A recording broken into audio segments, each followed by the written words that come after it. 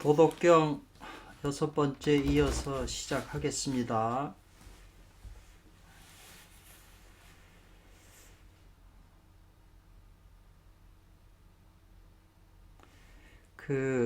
진나라 때 장화라고 하는 분의 그 시의 말하기를, 이분도 책에서 많이 본 것 같은데, 장화.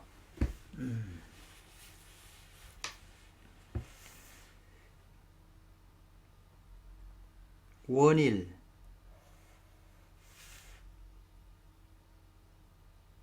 원일은 이것이 능히 나눌 수 있지만, 이 말인데요. 원일은 이것을 능히 나눌 수는 있지만, 이 말인데, 태극은 어찌 능히 벗어나랴, 이 말이네요. 원일을 능히 나눌 수는 있지만 태극을 어찌 능히 벗어나랴. 시를 약간만 이게 핀트가 어긋나도 시가 내용이 달라지니까요. 현이라고 하는 것은 되느냐, 이 말이죠. 누구의 어느 옹의 어느 할아버지의 자식이 되는가, 현은, 이 말이냐네요.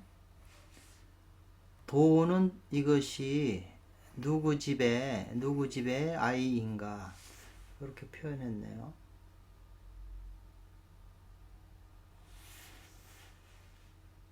현과 연은 더불어였잖아요. 과 도는 모두 이것이 노자 본장에서, 노자 도덕경에 있는 그 본장에서 제출된 개념이다라는 거예요. 이미 독립되고 또 통일된 것이다. 독립적으로 세워진 거고 또 통일된 이름이다 그러네요. 고인의 철학 중에 있어서, 옛사람의 철학 중에 있어서 도, 현, 기, 리, 태극은 이것이 일체다명이라, 원래 한 몸뚱아리인데 하나인데 이름만 많아졌다, 이 말이에요. 그래서 가히 말할 수 있다는 거죠. 함께 나왔으나 이름만 달라졌다. 이런 것들이 다 그렇다는 거죠.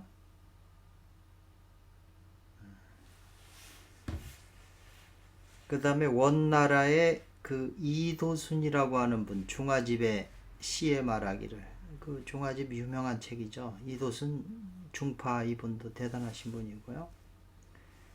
가도비당도, 말할 수 있는 것은 상도가 아니다, 이 말이잖아요. 아니고 행공은 바로 외공이다, 이 말이에요. 외공이네. 이러한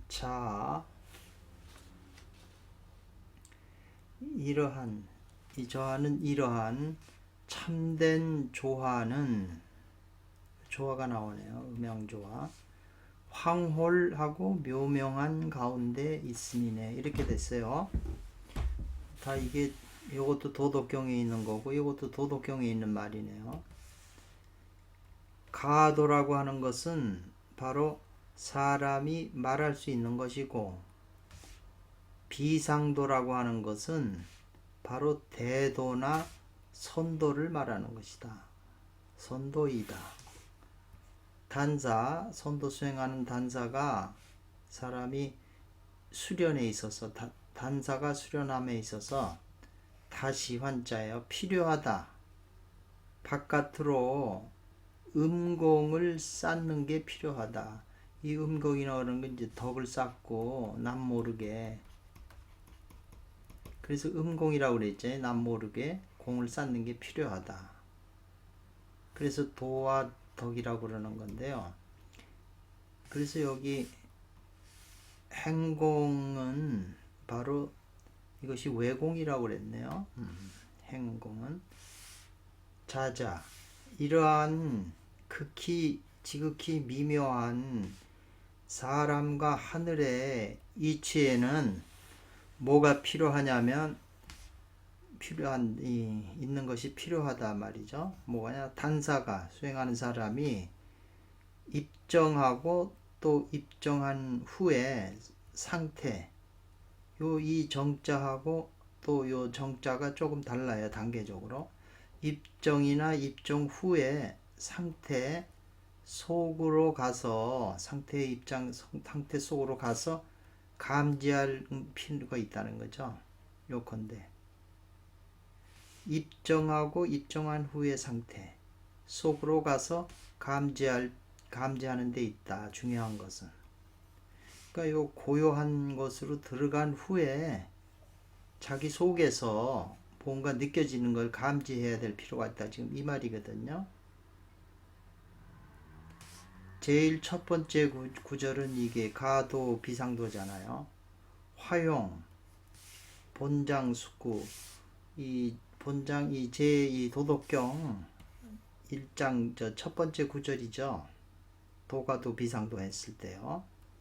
숙구를 변화시켜서 지금 쓴 거다 이 말이죠. 시로 도자가 하나 빠졌으니까 5자씩 맞춰야 되니까 그거를 이제 활용한 거라는 거죠. 외공은 덕을 쌓는 거, 적덕을 가리킨다. 그리고 요 참조하는 바로 도가 만물의 요 적은 의잖아요. 현묘한 기관을 만든 것이다 이 말이네요. 그 참조와 그 현묘한 기관이 이제 중요한 거겠죠. 도가 모든 만물의 그 현묘한 것으로 내재적으로 현묘한 기견을 만들었다는 거죠. 그게 참된 조화다. 진실한 조화다. 황홀하고 묘명은 바로 수련자의 영정 신통경계라고 그랬네요. 그 영이 고요하고 신과 통한 경계네요. 자기의 그 홀령이 고요해져 갖고 신과 통한 경계가 바로 황홀묘명이라는 거네요. 이 황홀묘명은 도덕경에서 나오지만 모든 주석을 보면 좀 명확질 않아요. 그리고 실제 이거를 체험한 분들도 설명하기가 어려워서 그런지. 그런데 어쨌거나 많은 주석을 봐도 우리가 그런 상태에 들어가 보질 못했기 때문에 잘 이해가 안 돼요. 그래서 항상 이게 굉장히 이제 중요한 상태죠. 자기 그 잠재의식 속으로 깊이 들어가서 도하고 가까워져야 이제 그걸 느낄 수 있는 거기 때문에 단지 있다는 거죠. 단지 있다. 이러한 모양의 경계 가운데에 있어야 이 말이죠. 이러한 모양의 경계 가운데 어떤 경계요? 요 영정 신통 경계까지 가야 된다는 거죠. 그 황홀묘명이. 그래야 비로소 가히 알고 가히 행할 수 있다 이 말이잖아요. 뭐를? 도가도 비상도를 알고 또 행할 수가 있다는 거죠. 도가도 비상도. 그러니까 이 도가도 비상도도 어떤 경계를 지금 표현하는 거잖아요. 체험을 해야 된다는 지금 표현이네요. 명나라의 오충어 선생님의 선불합종 유명한 책이죠. 오류선정집의 하나죠. 예 말하기를 반관내조 눈을 대비치어서 안으로 비춘다는 거잖아요. 보는 것을 되돌려서 안으로 비친다. 눈의 빛을 광명을. 이것이 바로 진의의 묘용이다. 진의를 사용하는 묘용이다. 그러니까 진의는 바로 이제 원신이 동한 거라고 지금 그러거든요. 그러니까 이 눈빛을 밖을 보는 걸 되돌려서 자기 안을 살핀다는 거잖아요. 요게 진의의 묘용이다. 아주 중요한 얘기네요. 방간내조 하는 것이 바로 진의의 묘이다. 대개 원신이 움직이지 않으면, 원신이 부동하면 그거는 체가 되고, 진의로 감통하면 용이 된다 그랬네요. 그래서 그 이백경이라고 하는 12시 중에 의소도,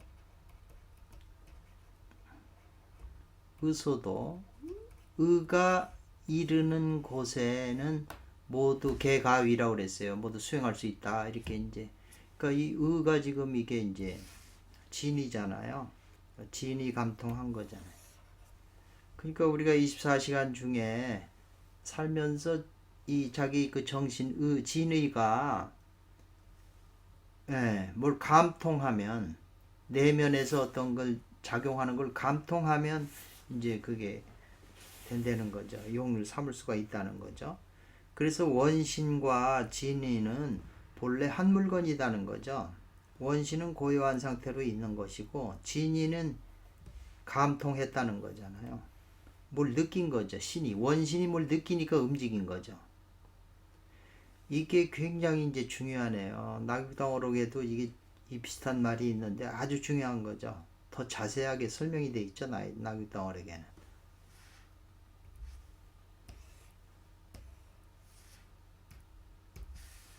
단지 이러한 모양의, 이러한 상황, 모양이죠. 지금 요 앞에 설명한 거. 그래서 이 원신의 그 신관으로서, 원신이 신이잖아요. 신. 그러니까 회광반조하는 거 신관으로서, 이게 이제 지금 여태까지 그 서육이 지금 이제 8회까지 끝났는데, 이 관음대사, 관세음보살님의 그 상징이 그 신관이었잖아요. 서육이 전체는 그 선호공하고 삼장법서가 동쪽에서 서쪽으로 가지만, 여기서 많은 곤란한 일을 겪었을 때, 80일난의 어려움을 겪었을 때, 손오공이 해결하지 못했을 때는 항상 관세음보살, 관음대사한테 가서 해결책을 구했잖아요. 그러니까 우리 안에 있는 지금 이 원신, 그 진의가 아니면은 뭐 안 되는 거죠. 이 진의가, 원신이 모든 것에 관계를 하는 거잖아요. 원신의 신관으로서, 원신의 신관, 이란 모양의 원신의 신관이로서 그 있을 때 있어야 비로소 능이 뭘 할 수 있다는 거잖아요. 능은 뭘 할 수 있다. 능이 자기의 신심, 몸과 마음의 생명 중에 살펴서 체득할 수 있다는 거죠. 뭘? 도묘를, 도의 묘함을 비로소 체득할 수 있다는 거죠. 채찰할 수 있다는 거죠. 제 고렴이라고 하는 분이 존생팔전, 이거 유명한 책인데요. 이라고 하는 그 책에 많은 잡다한 것이 있는데, 신선에 관한 그 전한 부분이 있다는 거죠. 그 존생팔전이라고 하는 책에 뭘 말했냐면, 수나라 때의 수행에서 진인인 서측이라고 하는 사람이 그 고사를 이제 그 기록이 되어 있다는 거죠. 서측은 어디에 숨어서 은거했냐면, 무슨 산이에요 이게? 그 진짜 붉은 비단, 요 실사변이 있잖아요. 그 진짜죠. 요 진나라 진짜가 있잖아요. 진운산이라고 하는 데서 은거해서 수행을 하고 있어서 벽곡하고 곡식을 끊고 기를 먹었다는 거잖아요. 기를 마셨다는 거죠. 그래서 이제 후에는 천태산으로 와서 레도해가지고 수련했다. 이런 말이 있는데, 곡식을 끊고, 요 말이냐? 요 성품을 기른다. 이 말이잖아요. 성품을 기르고, 오직 먹는 것은 오직 소나무 잎하고 물을 먹었을 뿐이다. 이 말이죠. 지금 이게 유명한 얘기 누구나 다 아는 거죠. 그의 스승인 태극진인이 말이죠. 태극진인이 그 제자의 그에 대해서 말하기를 너는 80세가 될 때 마땅히 뭐가 될 것이다 이 말이에요.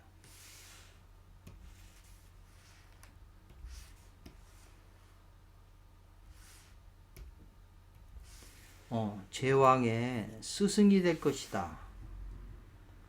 그런 스승이 된 그런 연 후에 도를 얻을 것이다. 득도할 것이다. 이렇게 이제 예언을 하셨는데 후에 양광진의 그 양광진이라고 하는 사람이 그 양주라고 하는 고을을 지키고 있었다는 거죠.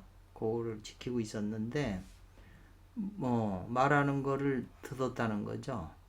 서축이라고 하는 사람이 도가 있음을 사람들이 말하는 걸 듣고 곧 파견했다는 거죠. 사자를 파견해서 요거는 뭘 하다 사자를 파견해서 뭘 시켰다는 거잖아요. 불일사 시킬사 영청 청해가지고 오시라고 영접을 좀 하시라고 누구를 서축이라고 하는 도가 있는 분을. 그래서 이제 사자가 이 천대산에 계신 서축의 선태에 아직 이르지 않았다 이제 가고 있는 중이라는 거죠. 근데 서축은 이미 그 오는 걸 알고 있었다는 거죠. 그가 올 것을 사자가 올 것을 알고 있었다 이 말이죠. 그래서 제자들을 상대하여 말하기를 이 말이에요. 나의 스승인 태극진인의 그 활흥 태극진인께서 살아가지고 그 응엄해 주시는구나 이렇게 얘기를 해준 거예요. 이런 예언을 했잖아요. 왕의 스승이 된다고.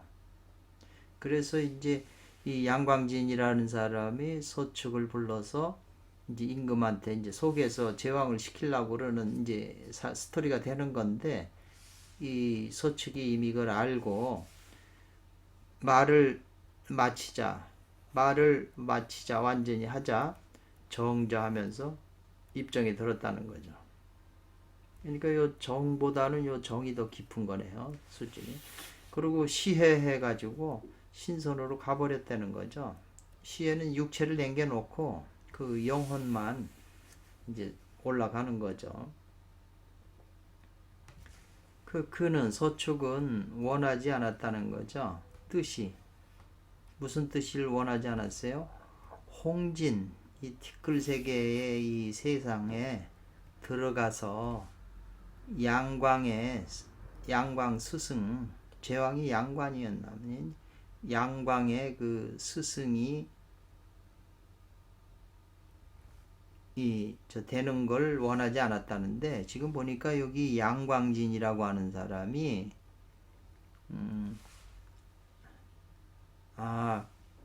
이 양광진이 나중에 이제 임금이 되는 모양이죠. 이때 당시에는 양주를 지키고 있어서 이제 찾았는데 그렇죠. 나중에 임금이 되면 제왕의 스승이 되는 거죠.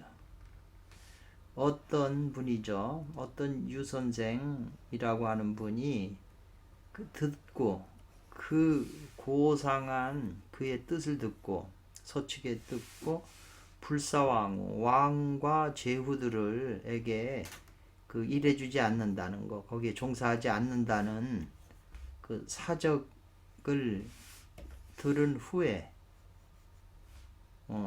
시를 써가지고 그를 찬송했다 이 말이죠. 그러니까 이 유선생이라는 사람의 이제 시가 되네요. 이게 가도 비도요 상도는 무명이라 상덕 불덕이요 무덕 무영이라. 지덕 지극한 도는 가득 참도 없다. 현풍 이건 또 뭔자야?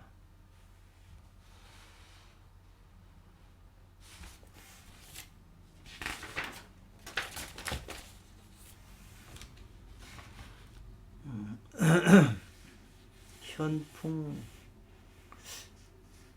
무슨 자죠? 이게 현풍 이게 부채선 같은 바람 부채선 같은데요. 어쨌거나 그 유 선생께서 요런 요시 여기까지 졌네요. 현풍선의 이 선생이 있다 이 말인데요.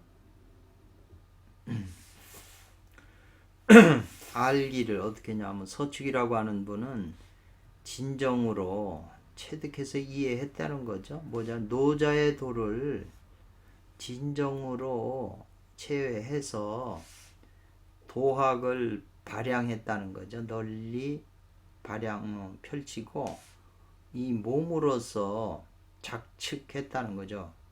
그 작측 그 법칙을 지었다는 거니까 그 몸으로서 실천했다는 거죠. 도를.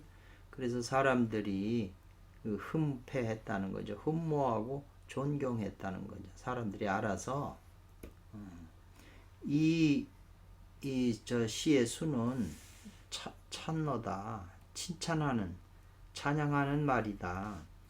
거의 전부 이것은 도덕경 즉 도경과 덕경의 그 시작 계도하는 말이다. 요거는 도경이고 요거는 덕경에서 시작하는 거잖아요. 이렇게 설명을 했네요.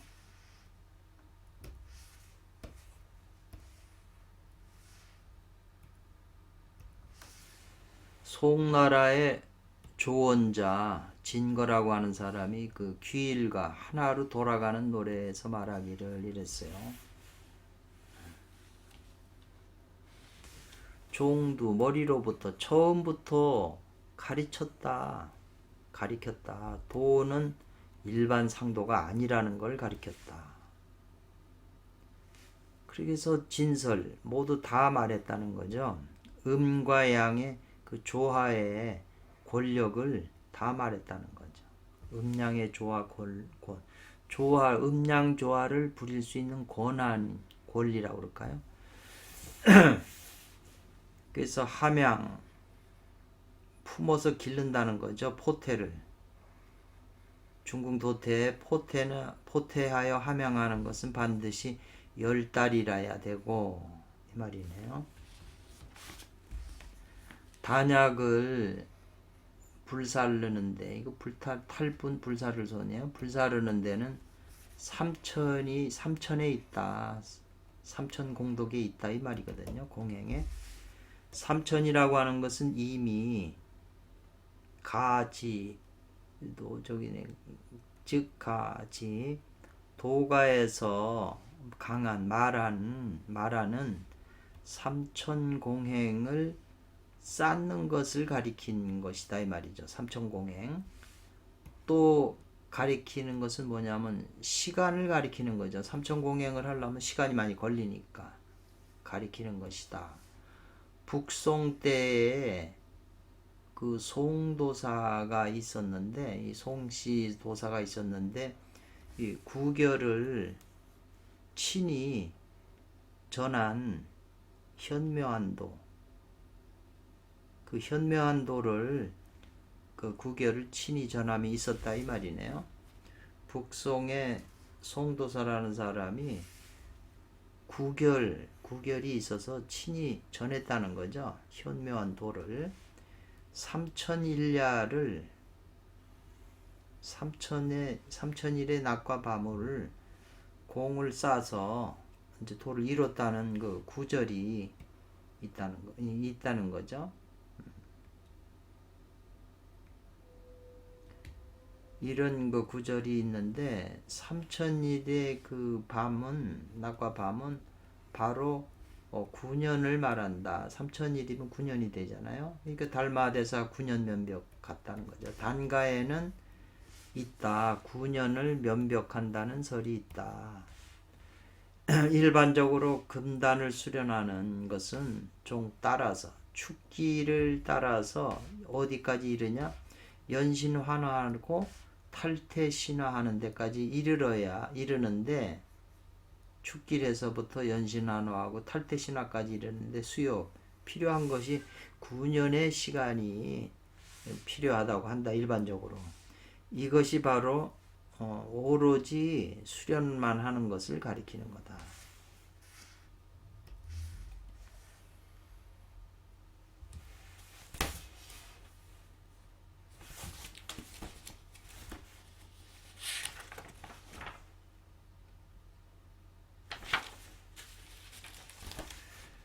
명나라 때 장산봉 이분은 워낙 유명한 분이잖아요. 무당파 창시자고요. 장산봉의 그 대도지요 현여편의 말하기를 다 있는 책이에요. 하나는 현묘하고 하나는 현규다. 하나는 현묘이고 하나는 현규이다. 그래서 도덕경 앞에 묘하고 규가 나오잖아요. 무역이 간기 규, 유역이 간기 무역이 간기 묘, 유역이 간기 규인데 그 양자 했을 때 이제 하나의 현, 이것도 하나의 현지 우현이 되겠네요. 유역이면 규를 관하고 이 말이네요. 무역이면 묘를 관한다. 여기 욕자가 빠졌잖아요. 칠원절구 만들라고. 양자 이 두 가지는 현지 우연한 것으로 바로 아주 중요한 기틀이다 이 말이네요. 이명 이름은 다른데 함께 나왔다는 것은 나왔다는 것을 누가 알아서 말하겠는가요? 말할 도자가 됐네. 말하겠는가? 현관을 봐라 이 말이죠. 현관이 이게 현규나 마찬가지네요. 다른 그 비결은 없다. 먼저 그 현규 안에 현관 안에 현규 안에 규안을 따라서 규안을 통해서 진식을 조절한다 이 말이네요. 조한다 이 말이네요. 그 수행 방법을 설명을 했네요. 그러면 신이 정신이 편한 염담자네 담자네요. 편안할 염자네요. 신이 편안해지고 기가 고요한 상태로서 하면 지그 정극 기가 고요한 상태에 극에 이르는 게 하면 자연스럽게 이른다 이 말이죠. 기가 고요해지고 자연스럽게 이른다. 자연스러움에 이른다 이 말이네요. 뭘 하면 자기 단전 규 안에서 진식을 잘 조절하면 이 말이에요. 조하면인데 이 조자가 이제 조식이라 그러는 말이 있잖아요. 식을 잘 조절한다는 건데 요게 이제 방법이 되겠네요. 그렇게 하고 있으면은 자기 정신이 편안해지고 기도 고요함에서 지극히 자연스럽게 된다. 뭐 이런 말 같으네요. 그러면 이제 묘규 중에서 묘가 자연이 무에서 생겨난다는 거죠. 없는 것 같아서. 그래서 무중생유가 되는 거죠. 그래서 태극이 나타난다. 이 장산봉 선생님의 이 시들은 전부 공부 해서 느낀 걸 체득하신 걸 말씀을 하신 거네요. 아주 요 균의 진식을 조절한다 이 말이 중요하네요. 이게 핵심이네요. 현관을 보는 게 그거고 다른 결은 없다는 거죠. 모든 수행의 핵심이 현관이라는 거네. 그래서 도의령 지금에 이르러 나는 말을 다 했다는 거죠. 다 말했다는 거죠. 이거 아직도 시에 이것은 있다. 유정 무정의 사이에 있다. 유정과 무정한 사이에 있다. 이랬어요. 정하고 정하지 않은 사이에 있다. 유정, 정하짐이 유정한 것을 말해서 규라고 그러고 이 말이네요. 무라고 하는 것을 말해서 묘라고 그런다 이 말이네요. 그러니까 유정은 규고 무정은 묘잖아요.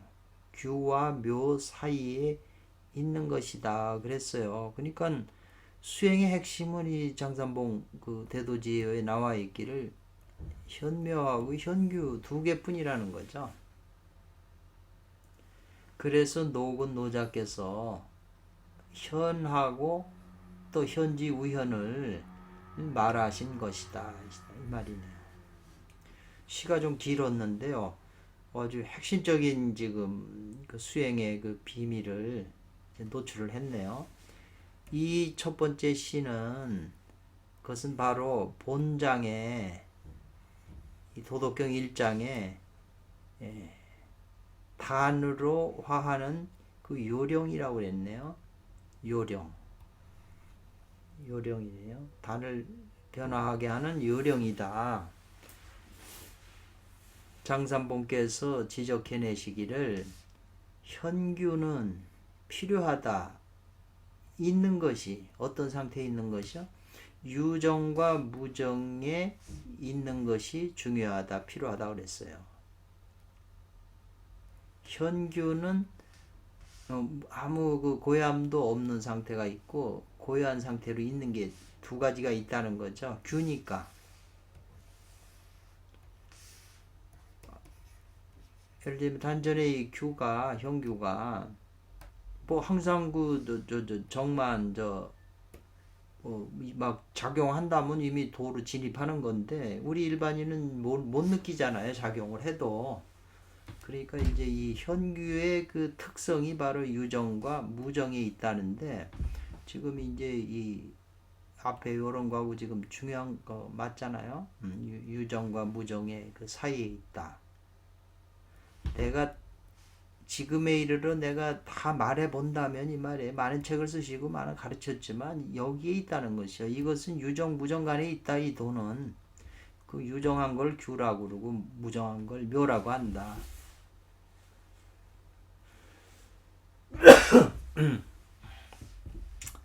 그래서 유정과 무정의 그 무정지간을 관하는 데 있다. 관하는 데 있다는 거죠.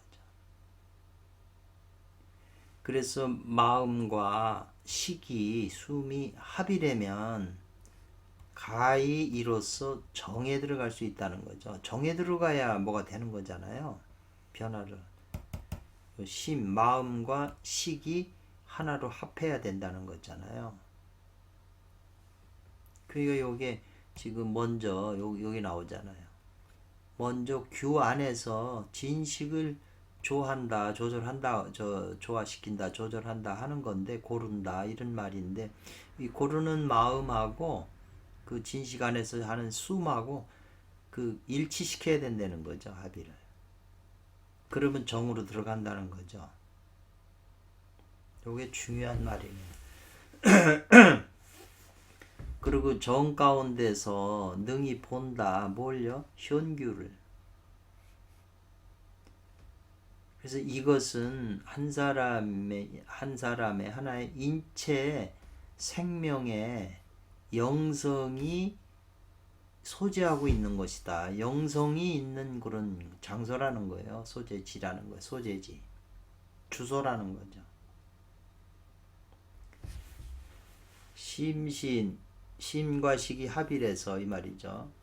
심식이 합일을 하는데 오히려 아직도 정에 들어가지 못했으면 이 말이에요. 아직 정으로 들어가지 못했으면 가히 이로써 신기의 현묘한 변화를 채차례라는 거예요. 몸소 살피라는 거죠. 관하라는 거죠. 여기 굉장히 이제 이게 중요한 그 내용이네요. 아직 입정에 들어가지 못했으면. 그런 까닭에 삼봉진이는 결말에 이 말이죠. 결의 끝에 말에 있어서 말하기를 이 말이잖아요. 결의 끝에가 지금 이제 마지막 구절인가 본데 이 영곡은 신령스러운 골짜기는 영곡은 이 말이네요. 즉 규하다. 신령스러운 영곡이라고 하는 건 바로 이 현규, 이 규이다 이 말이에요. 그래서 규 가운데서 진식을 잘 조식하라는 거죠. 진중의 그 규 가운데서 있는 조식은 심사하는 것이 필요하다 그랬어요. 깊이 생각한다 이 말이잖아요. 깊이 생각한다는 게 관이나 마찬가지잖아요. 그 단전에서 작용하는 진식을 깊이 생각한다는 건 여기다가 주의를 두는 거잖아요. 그래서 한식이 가면 한식이 오고, 그래서 식과 식이 서로 의지하고 의지할 때 이 말이죠. 서로 의지할 때 식과 식이 들어가는 숨 내쉬는 숨이 서로 의지할 때에 서로 가까워질, 이게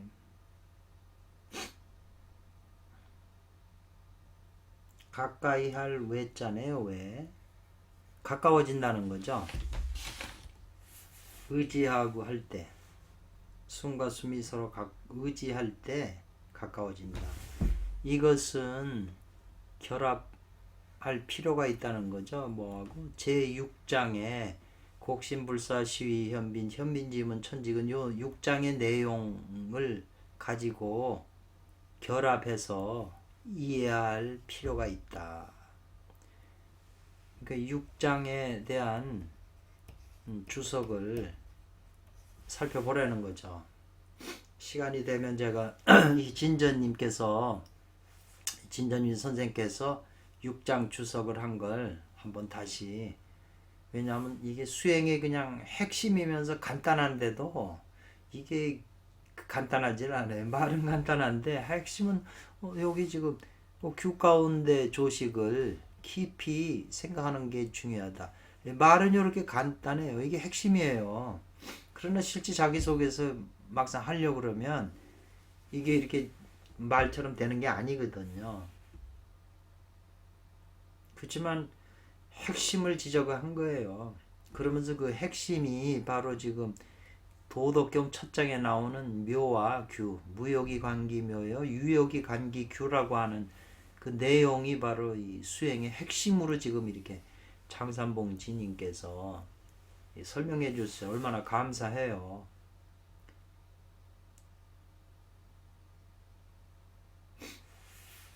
이런 좋은 글이 있어도 한문을 모르면 와닿질 않잖아요. 이 글을 얼마나 깊이 읽고 자기가 체득한 만큼 이 글이 깊이 와닿고 믿어지는 거니까.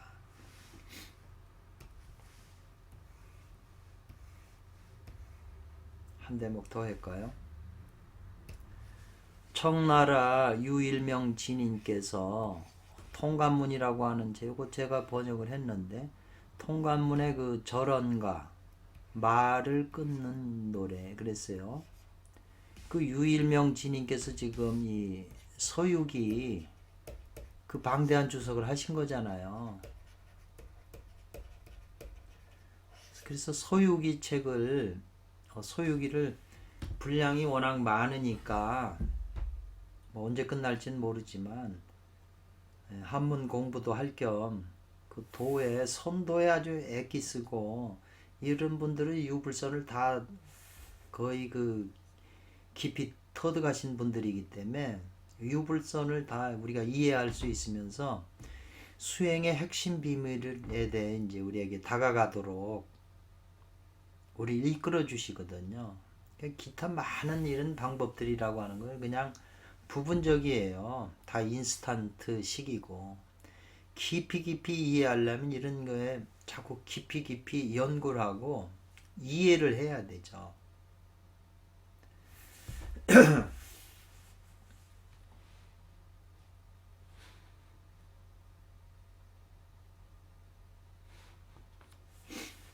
성을 닦고 명을 닦는 데는 이 말이죠. 이란이 있다 그랬어요. 이란이 뭘까요?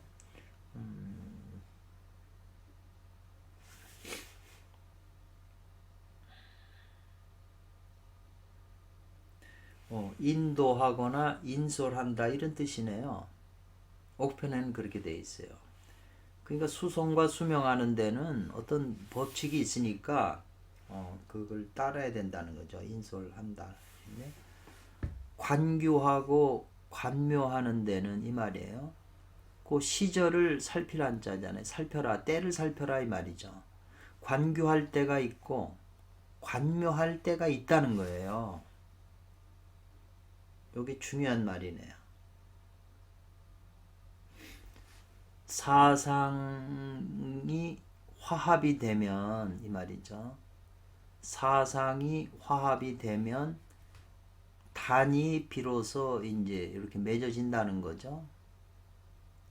그리고 사상과 이제 오행은 항상 따르는데 오행이 혼일되면 다 하나로 섞어지면은 한 태에 그 섞어진다는 거죠. 하나의 태에 섞어지면 즉 맺어진다 이 말이네요. 연결된다는 거네요. 말이 쉬운 것 같아도 그래서 이제 이 진 선생의 주석을 보죠. 관교하는 시절 때는 규를 관하는 데는 때는 뭐냐면 그때는 약을 캐고 채약하고 또 약을 단련하고 약을 응결하는 단 맺는 것과 모두 관련이 있다 이 말이에요. 채약, 연약, 결단 다 단계잖아요. 시절이 때가 있는 거니까. 그리고 관교할 때 요 규는 바로 이제 현규다 이게. 그러니까 앞에서 이 현규를 장산봉지님께서 자세히 설명을 하셨잖아요. 이제 그 현규죠.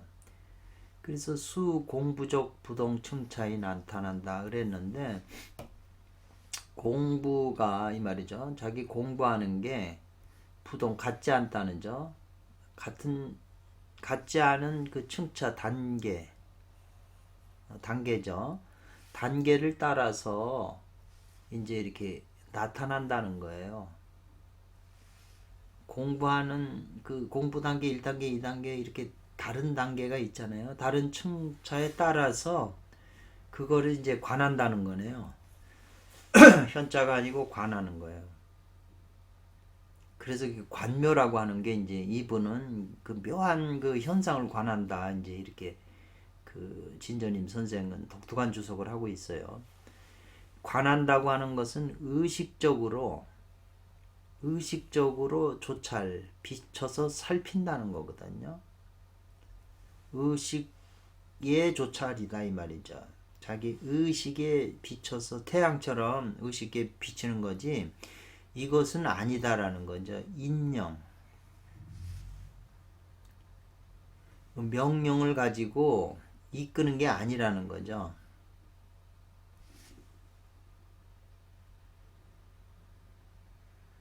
인령, 인도인솔, 인도인솔이네요. 아까 그러면은 면하는 이게 인도인설이라는데 이건 잘못된 건데 이거는 부지런하고 편안함에 있다 이 말이겠네요. 이 면은 근면하라, 이게 부지런하라, 그리고 편안하게 하라.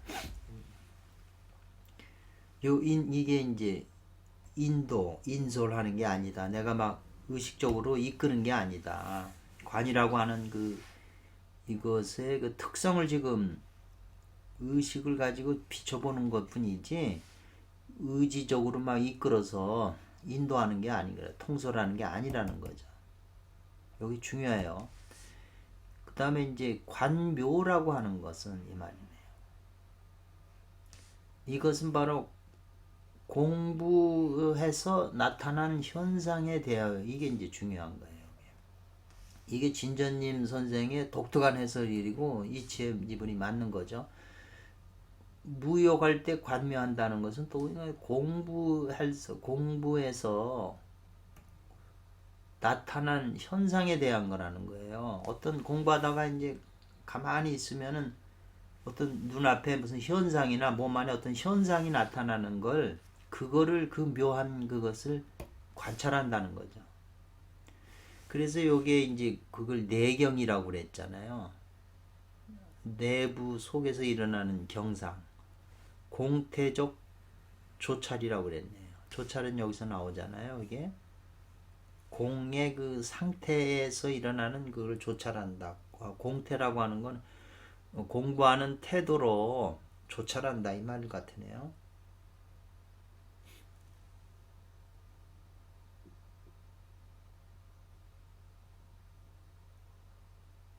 그 상태의 모습이라고 그랬네. 요 공태는 지금 이 내경이나 요 상태에 그 자기 내부에서 일어나는 그 상태 모습에 대한 조찰이라는 거예요. 의식적 조찰이다. 이렇게 보시면 되고 관세음보살의 신관이라고 이렇게 보시면 되네요.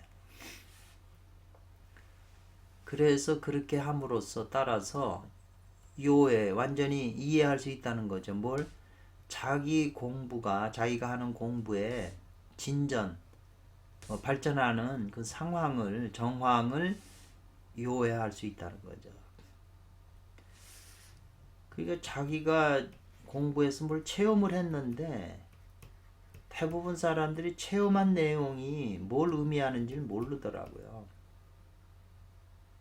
자기가 뭘 영적으로 체험을 했는데 공부하다가 그게 무슨 의미인지는 몰라가지고 사람들한테 찾아가서 다 물어보더라고요. 그러니까 그런 체험을 한 분들은 그걸 이해한 사람들은 설명을 해주지만 뭐 이해를 했어도 그 내용이 뭔지를 모르면 설명을 아무리 해봐야 이해가 안 오는 거죠. 대부분 다 이런 상태죠. 그래서 자기에게 일어난 그런 체험을 오래 품고 있다가 어떤 큰 스승을 만나서 거기서 이제 깨닫게 되는 거죠. 크게. 자기 안에 뭐 어떤 의문이 없는데 어떻게 뭘 이해하겠어요. 아무리 상대가 얘기를 해줘도. 선사들도 다 그래 자기 속에 의문을 가지고 있다가 어떤 선생 만나서 그 한마디에 깨치는 것과 이제 비슷한 거죠. 아주 여기 지금 저도 이 도덕형 이 주석을 보고서 이런 관점을 가지고 있다 이게 그러니까 틀린 말은 아니에요. 지금 유일명 선생의 그 설명을 지금 주석을 붙이는 거잖아요. 명나라 때 원황이라고 하는 분이 쓴 책이 섭생사묘라고 하는 거기에서 말하기를 도의 종지는 도덕경의 종지라고 하면 되겠네요. 묘를 관하고 규를 관하는 거다 이 말이죠. 관묘 관규다. 도덕경 81장의 그 종지는 모두 이것은 섭념지 방법 방이다 이 말이에요. 방법이라는 거잖아요. 이게 취자네 염을 모으는 방법이다 이렇게 돼 있네요. 취자 같아요. 아주 요게 이제 특이한 해석이네요. 그리고 진전림 선생이 명나라 때 그 원앙이 쓴 섭생사묘라는 책을 보면서 이런 구절을 발견한 거죠. 모을 치자예요 이게. 섭념지 방법이다. 우리가 보통 섭심이 개정해 할 때도 불교에서 개정해 할 때도 이걸 섭심의 개라고 그러잖아요. 마음을 포섭한다, 이끈다. 이 흩어져 있는 자기 속에 이 구리 중생에 흩어져 있는 마음을 하나로 통합한다는 거예요. 이끌어서 전부 구리 중생을 어떻게 제도하냐 이 문제잖아요. 근데 이 관묘나 관규를 취념지 방법이라고 그랬네. 모두 이것은 취념지 방법이고 존신하는 도가 아니다 말이에요. 존신의 도가 아니다. 이 존신이라고 하는 게 이제 그 고대 수행법인데 자기 눈을 감고 자기 내면 세계에 있는 그 신들을 그 내부에 이제 신들이죠. 황정경에 자세하게 나오잖아요. 그런 거를 이제 관하는 도인데 그런 도가 아니고 그러나 연이나 반년이라고 하는 게 이제 불교적인 용어인데 자꾸 끄달려 가잖아요. 묶여 인연에. 생각도 자꾸 우리가 공부하다 보면 생각에 끌려가요. 묶일 반자고 인연할 때 연이잖아요. 이미 그러나 반년에 이미 익숙해졌다는 거죠. 끌려당기는 게 생각에. 그러니까 생각이 지멋대로 원숭이처럼 움직이는데 그걸 그 생각을 모으는 방법이 바로 요 관묘와 관규라는 의미잖아요. 앞뒤 문장을 살펴보면 이미 익숙해지고 였기 때문에 이 염이라고 하는 것은 뭐가 되냐면 염려 이 말이죠. 염과 려를 잊기가 어렵다는 거죠. 생각에 끄달려 가기 때문에. 다 공부 명상이고 안 되는 게 다 이 문제잖아요. 염려를 잊기가 어려운 거죠. 그래서 단지 득차 얻어서 이러한 용공하는 것을 차득, 득차는 이제 빌려서 얻는다 이 말인데요. 그 얻어서 이 말이죠. 빌려서. 뭔 방법이요? 용공? 관묘와 관교하는 이런 용공을 빌려서 그렇게 하게 되면, 빌리게 되면 점점 아름다운 경계로 들어감을 얻는다. 이렇게 해석하면 되겠다. 얼마나 글이 멋있어요. 이 시도 그냥 이렇게만 놓으면 그냥 눈으로 읽고 그런가 보다 하고 넘어가지만 이렇게 이제 해석을 해 주시니까 더 와닿잖아요. 수행의 뜻이 있는 사람은 이런 글을 보고 마음에 깊이 느끼고 이 구절들이 머릿속에 있으면서 항상 또 사유를 해야 돼. 이걸 어떻게 해야 되냐. 섭념하는 취념하는 방법이라고 그러는데 어떻게 하냐. 관묘 관규인데 그 묘를 관하고 규를 관하는데 이게 뭐냐 이제 이렇게 나오잖아요. 한자 한자를 깊이 분석을 하고 그걸 이해를 해야 빈틈없이 내가 이제 수행을 할 때 이해가 되는 건데 이런 깊은 내용이나 이런 원리를 모르면 아무리 체험을 해도 헛수고죠. 두 사람이 미국을 갔는데 한 사람은 관찰력이 좋아서 다 그래서 나중에 책으로 다 쓸 수가 있지만 한 사람은 그런 관찰력이 없이 그냥 보고만 온 거예요. 자기 내면에서 체험하는 것도 다른 세계잖아요. 영적인 세계인데 이건 미답지의 세계니까 이걸 체험을 해서 자기 내면 세계를 이해를 해야 되잖아요. 그래야 확연이 되고 믿음이 성립이 되는 거잖아요. 어쨌거나 이 인연에 끌려당기는 반연이라고 하는 것은 뭘 가리키냐? 신과 의와 식을 가리킨다는 거죠. 제6식, 7식, 8식을 다 가리킨다는 거죠, 이게. 그래서 외경을 바깥 경계를 따라서 항상 거기 궁굴로 댕겨요. 바깥에 끄달려 댕긴다는 거죠.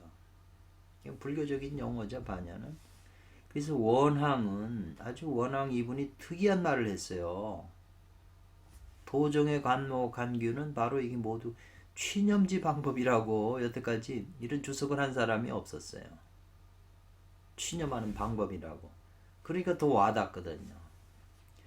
원앙이라고 하는 사람은 알기 있기를 관묘와 관묘로 관묘로 가히 이로써 하나인 상태로 마음을 거두는 것이 된다고 이게 알았다는 거죠. 알고 있었다는 거죠. 하나로 마음을 거둔다. 그래서 오로지 염을 다스린다 이 말이죠.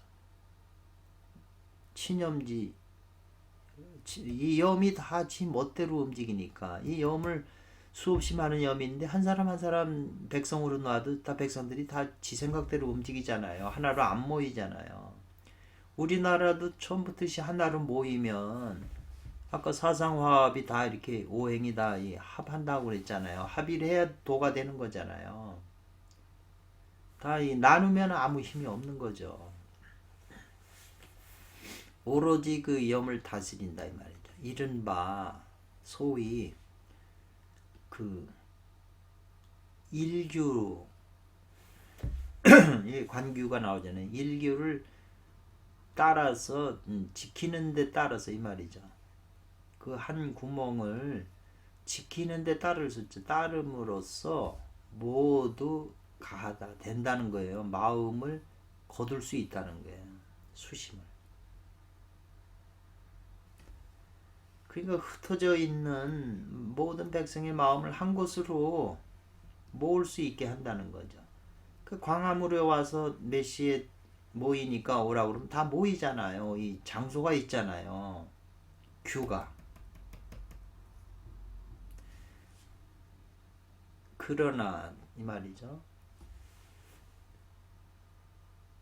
그러나 이 수규는 규를 지킨다고 있잖아요. 여기 수일규라는데 요 수규는 강구 해함이 있다는 거죠. 강에서 좀 저기 말해야 될 게 있다는 거예요. 강구할 게 있다. 방침을 강구해야 된다 이 말이잖아요. 수교하는 데 있어서 뭐냐? 비유한다면 이 말이에요. 비유하여 예를 든다면 단전에 기가 허한 사람은 이 말이잖아요. 마땅히 하단전을 지킨다 이랬어요. 그리고 이제 고혈압 환자들은 마땅히 지킨다. 어디를? 용천열, 발바닥 등. 단전이나 용천열이 맨 아래에 있잖아요. 고혈압은 혈압이 올라가는 거잖아요. 그러니까 내리는 데서 발바닥 같은데 용천열을 지킨다. 거기도 규니까. 근데 이 수규는 규를 지키는 것은 더 필요하다는 거예요. 뭐가 필요해요? 사수비수가 필요하다. 요 같을 사자잖아요. 지키는 것 같지만 지키지는 않는다. 말이 묘하잖아요. 지키는 것 같지만 지키는 건 아니다. 그냥 억지로 그래 집착하면 안 된다는 거예요. 지키라고 그랬더니 그냥 계속 또 의식적으로 지키면 안 된다는 거죠. 그래서 지키는 동 마는 동. 그게 이제 그래서 자기 내면에서 공부 이 관묘가 나오잖아요. 공부 현상에 이제 나타나는 것을 살피는 건데 관묘할 때 살필 때 상에 집착하면 안 된다는 거죠. 나면에서 뭐가 나타났는데 거기에 집착해서 빠져버리면 안 된다는 거죠. 착상. 이거는 뭐 불교도 모두 다 얘기하는 거잖아요. 그래서 이로써 면할 수 있다는 거죠. 착상을 하지 않음으로써 심령의 그 거짓된 환경에 빨려 들어가는 진입하는 걸 면할 수 있다는 거기 빠지는 거죠. 그런 경계에. 말이 다 논리가 맞잖아요. 남종의 그 장자양 진인의 그 쪽파의 그 세 번째 조사님의 단결 가운데서 단결 중에 이 말이거든요. 수 지킨다 이제 하나의 그 일단 중요라고 그랬네요. 그 수일 하나의 이게 뭐예요? 단중이라고 하는 거는 이게 뭐 편의 적용 수일 단중요 그랬네요. 이제 해석이 있겠죠. 수일 하나를 지키는데 그 단중이라고 하는 건 가슴인데 말이 조금 해석이 좀 까다롭네요. 요자가 들어가는 바람에. 깃틀은 그 감추어 있다 이 말이죠. 깃틀은 12시에 감추어 있다. 이거 지금은 24시간인데 이제 이 12시에 그 깃틀은 하루 종일 그 때때 이게 감춰져 있다는 거죠. 그래서 수 중에 추실 달아나서 잊어버림이 없다면 12시에 그 수 가운데에서 달아나 잊어버리게 함이 없다면 이 말이네요. 그 화후는 없어야 된다. 가르침이 없어야 된다. 늦게 하라는 것을 가르치면 안 된다 이 말이네요. 더디게 하면 안 된다. 화후는. 그리고 여기 나오네. 단중은 요 단중이네요. 여기 단중이 가슴이잖아요. 가슴 중앙. 그러니까 수의를 하나를 지키는 데는 단중이 중요하다 이 말이네요. 가슴을 지키는 거네요. 여기는. 그래서 단중이라고 하는 건 곧 이것은 뭐냐면 그 위치가 흉부 가슴 부위에 정 중에 큰 혈이라고 그러네요. 그래서 그걸 일컬어서 중단전이라고 했다는 거죠. 그러니까 중단전을 지키라는 거네요. 그래서 이 중단전 이것과 심장이 뛰잖아요. 심장이 고동이 뛰는 것과 식식 숨 쉴 때마다 서로 관련 있는 그 신령한 구멍이라는 거죠. 어디가 단중이. 요렇게 하신 분이 이제 남종 3조가 그 단결 가운데 이런 글을 남겼다는 거예요. 그러니까 우리가 꼭 법에 대해서 꼭 그냥 하단전만 지켜야 된다든가 상단전만 해야 된다든가 이렇게 고집하면 안 되는 거죠. 이제 저희 같은 경우도지만 어떤 선생분이 가르쳐 준 걸 믿고 열심히 하지만 안 될 때는 공부가 안 될 때는 그걸 의심을 해야 돼요. 근데 마음이 이렇게 좀 순수한 분들은 내가 공부를 열심히 못하고 내가 잘못해서 내 그릇이 나빠서 이렇게 생각을 하고 이거를 오랜 세월 지나가면 세월이 다 헛수고가 되죠. 저 같은 경우가 이제 그런 경우인데 그럼 세월만 다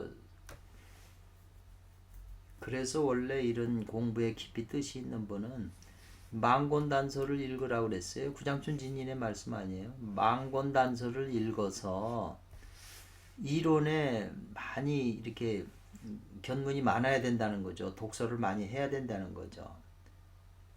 그 정도의 그 지식이 있어야 선생께 따른 선생이 말씀할 때 이해도 할 뿐더러 선생의 또 수준을 볼 수가 있고요. 망곤단서가 있어야 되고 그 다음에 도를 이루겠다고 하는 그런 결심이 굳어져야 하잖아요. 그게 자기 중추가 돼야 되고 세 번째는 훌륭한 스승을 못 만나면 또 안 되잖아요. 그 세 가지가 이제 그 구장춘 진님께서 이 얘기를 하신 거거든요. 그래서 뜻으로 지킨다 이 말이에요.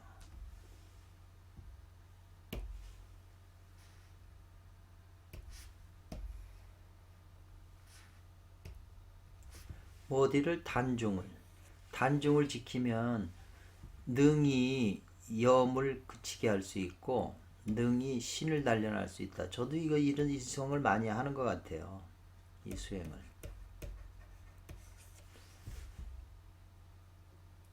원래 단중이 가슴인데 그 성경에도 그런 말이 있잖아요. 너희는 마음을 지키라. 생명의 근원이 이 마음에서 난다. 이랬어요. 가슴에서 나중에 기름 같은 게 나와요. 생명의 기름 같은 게. 그 최소원 선생님도 흉중불사약 가슴 가운데 불사약이 있다 이런 말이 있잖아요. 많아요 글이.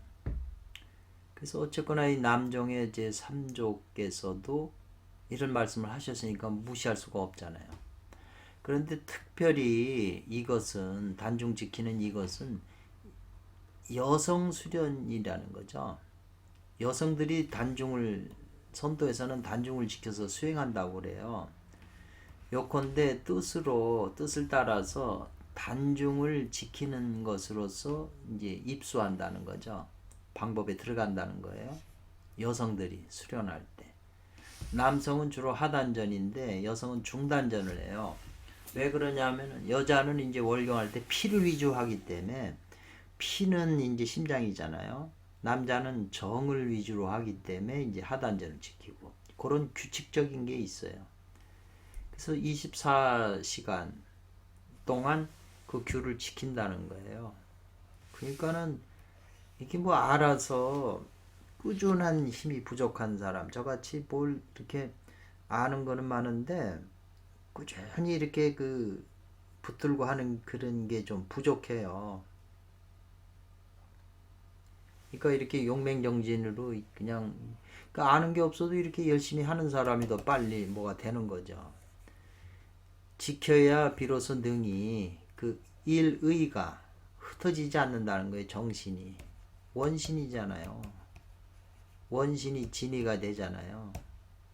진의가 집중할 수 있는 힘이 얼마냐에 따라서 책을 봐도 집중을 해야 되고 뭐든지 집중력이 모든 걸 결정을 하잖아요. 세상 만사 모든 게. 그래서 일이 불산하면 신도 모이고 기도 모인다 이 말이죠. 그 밖에 예를 들면 협척 등의 중간 협척을 지키거나 단전 명문을 지키거나 방법들이 많아요.